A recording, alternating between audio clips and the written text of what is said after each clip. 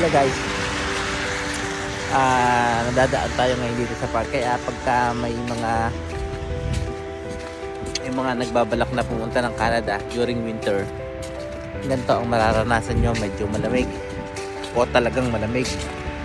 Look, ito yung isang park nila. Nalimutan ko na kung anong pangalan ng park nito eh. St. John yata. Yan, tingnan nyo, white na siya, pati mga puno white na. Look, wala na naglalaro. Dati pagka summer, winter, spring or fall, maraming bata naglalaro dyan, mga family na nag-picnic. Pero ngayon wala kang makikita. All white siya. Yan, oh look,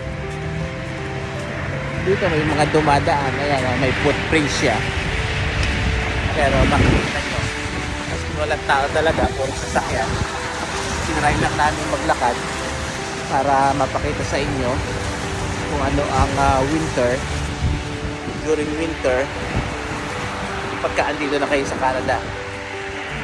But may mga lugar like Vancouver, hindi naman ganong malamig, hindi ganong nag-i-snow, pero nag-i-snow pa rin. Unlike dito sa Winnipeg, Alberta, Manitoba, sa Saskatchewan, talagang makakapalang yelo ang snow.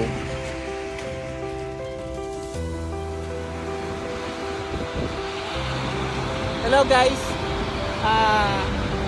ganito ang snow dito. Pagka naglakad ka, lakad tayo.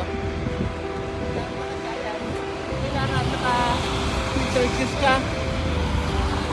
Mas maganda kung darating kayo spring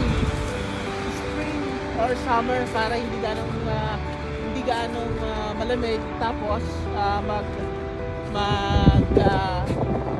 hindi kayo mabibigla sa weather kasi sa atin mainit.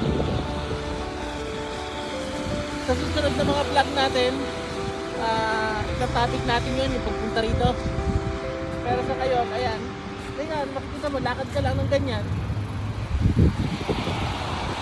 Wala kang guantes. Mas maganda kung may guantes ka, pero pagka medyo ano ka na, ayan, medyo madulas, may malalim, may mababaw.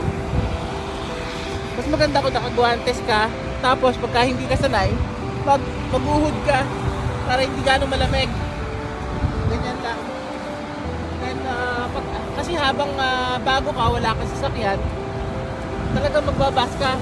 May mga bus stop naman dito, katulad nyan, highway, may bus stop doon. Look, ayan, pagka nakita nyo may bus stop, dito yung mga bus, madali lang. Tapos sakay ka ng bus, mainit naman sa loob ng bus, baba ka uli, lakad, bus uli.